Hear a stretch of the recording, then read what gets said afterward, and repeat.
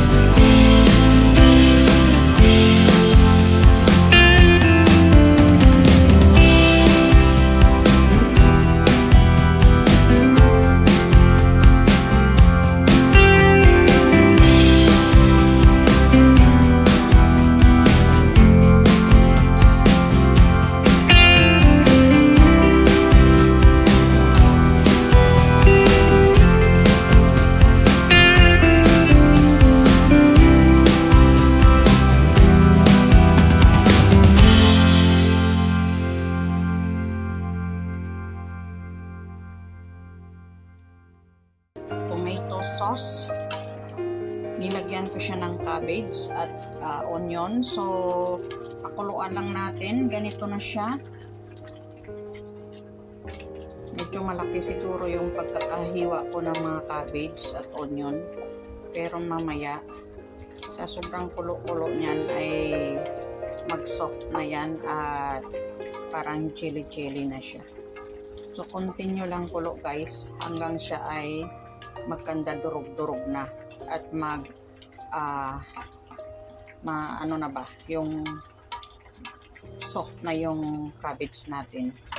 So yan na muna guys, ito na yung ating tomato sauce. So tapos na siya, nalagyan na natin kanina ng black pepper, kunting sugar at ano pa, chicken powder, kunting asin. Yan lang po ang nilagay natin. Okay? Thank you so much guys. Bye!